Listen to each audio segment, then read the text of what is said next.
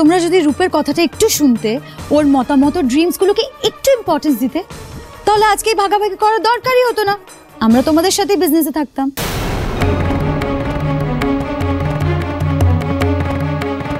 তোমার কি কোনো মায়া দয়া নেই? এখনো তুমি ভাগাভাগির জন্য ভাগ্যশ্রী দিকেই দোষারোপ করছো। দেখছো তো গোটা পরিবারটা কত বড় বিপদের মুখে পড়েছে। এই বিপদটা তো যেচে ডেকে আনা হয়েছে রিয়া, এতে তো আমাদের কোনো হাত নেই। তাই প্লিজ এই ঝামেলার মধ্যে আমাদের ইনভলভ করো না।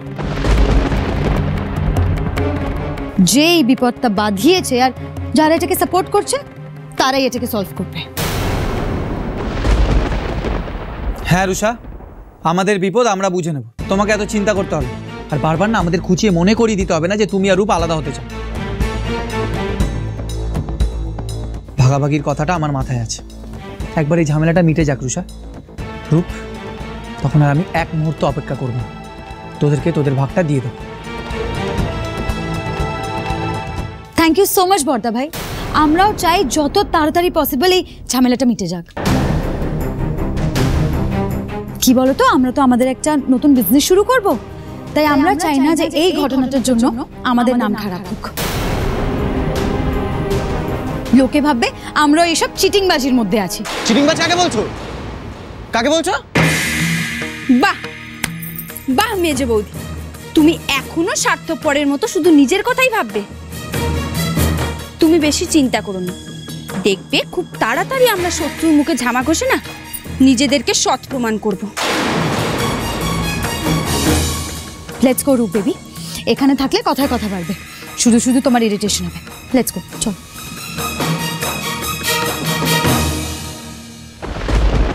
হ্যাঁ রে বৌদি, এটা কি আমার সেই রূপ?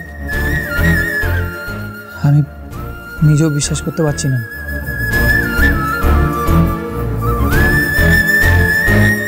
আরে এদের ছাড়ো তো, এদেরকে ভেবে অত লাভ নেই। আগে ভাবো এই ঝামেলা থেকে কি করে বেরোতে হবে। দাঁড়া, আমি সবার জন্য গরম গরম চা বানিয়ে আনি, তাহলে সবার মাথাটা খুলবে। হ্যাঁ যা, তুই তাই কর। আমাদের কাছে মাত্র 24 ঘন্টা আছে, প্রত্যেকটা মিনিট আমাদেরকে কাজে লাগাতে হবে।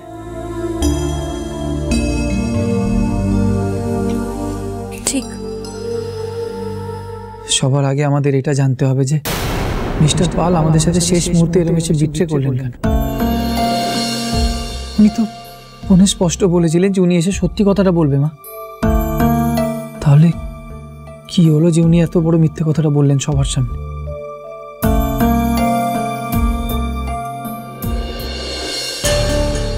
আপনারা অপেক্ষা করুন, কাল আমি নিজে আসবো, সবটা বুঝিয়ে বলবো আপনাদের।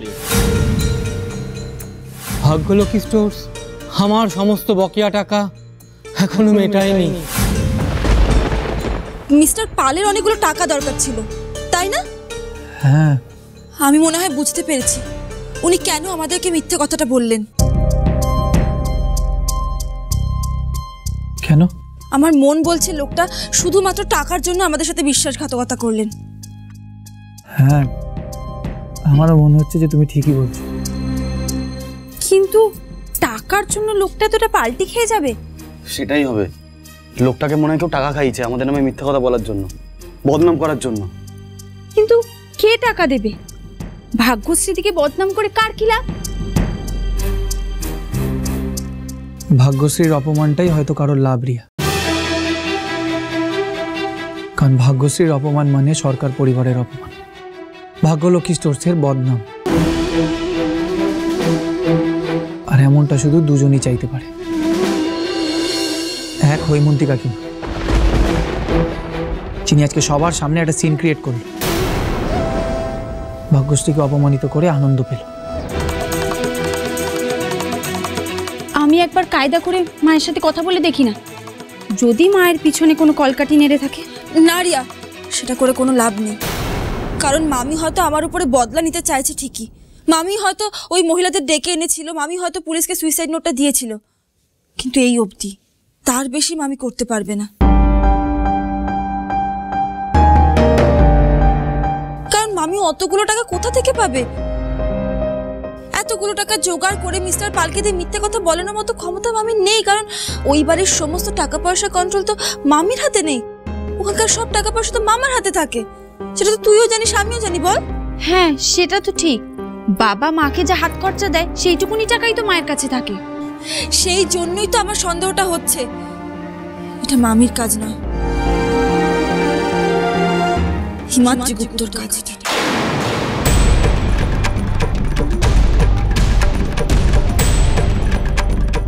এর আগে উনি অনেকবার চেষ্টা করেছেন আমাদের ক্ষতি করার, কিন্তু পারেননি। তাই চরম প্রতিশোধ নেওয়ার জন্য মিস্টার পালকে ট্র্যাপ করেছেন। হ্যাঁ ঠিকই, লোকটা একটা আস্ত শয়তান। কিন্তু বৌদিদি, ওকে ধরবো কি করে আমরা? প্রমাণ করবো কি করে যে মিস্টার পালকে দিয়ে মিথ্যা কথা বলানো হয়েছে?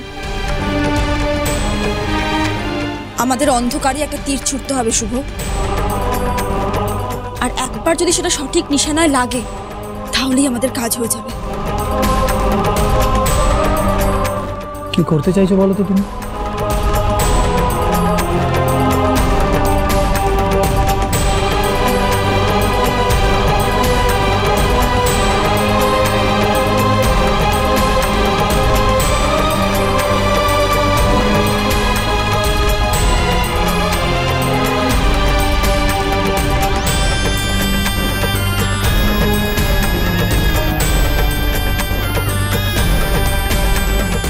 কিন্তু তীর যদি নিশানায় না লাগে তখন দেখা যাবে। আমাদের এখন কিছু না ভেবে এগিয়ে যেতে হবে, এছাড়া আমাদের হাতে আর কোনো উপায় নেই।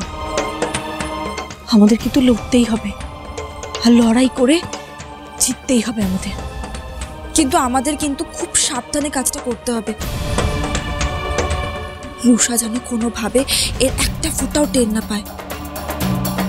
হ্যাঁ, ঘর শত্রু তো বিভীষণ, সারাক্ষণ তো ওত পেতে বসেই আছে। আচ্ছা, সময় কিন্তু পেরিয়ে যাচ্ছে, বেশি সময় নেই আমাদের হাতে।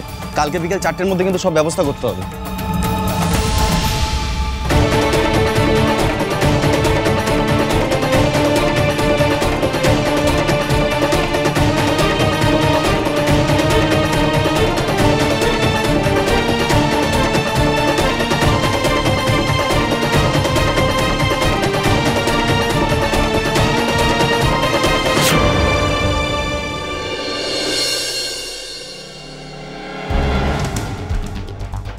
হ্যালো মিস্টার পাল, আমি হিমাদ্রি গুপ্ত বলছি।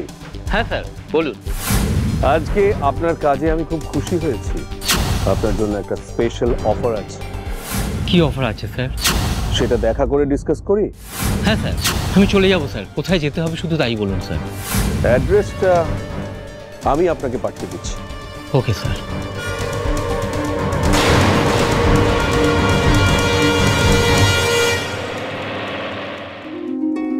হিমাদ্রি বাবু আছেন?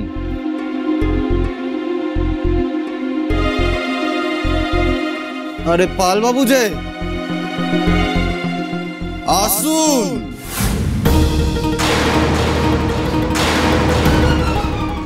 আরে স্যার তো আপনার জন্যই ওয়েট করছিল। আসুন, বসুন বসুন, এখানে বসুন, বসুন বসুন। হ্যাঁ বসুন। স্যার, পাল বাবু এসেছেন আপনার সাথে কথা বলতে। আপনি বলুন। ভাগ্যলক্ষ্মী স্টোরসের ওখানে স্যার আপনাকে যা যা করতে বলেছে সব ঠিকঠাক করেছেন, একদম ডিটেলসে বলুন। হিমাদ্রি বাবু, আপনি যেমন যেমন বলেছিলেন ওই বুধান সরকার আর ভাগ্যশ্রী সরকার নামে মিথ্যে আমি বলে ফেলেছি।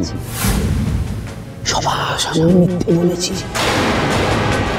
আর আপনি যেটা বলেছিলেন আমি সেটাই করেছি।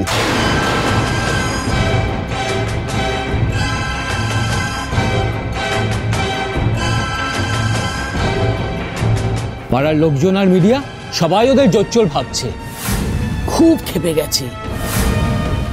এবার হিমাদ্রিবাবু, আমার ওই 20 লাখ টাকাটা। 20 লাখ? 20 লাখ টাকা দেবে? হ্যাঁ, তাই তো বলেছিলেন হিমাদ্রিবাবু। আগে 20 লাখ, আর কাজ মিটে গেলে আবার 20 লাখ। স্যার, বাকি 20 লাখ টাকাটা চাইছে তো।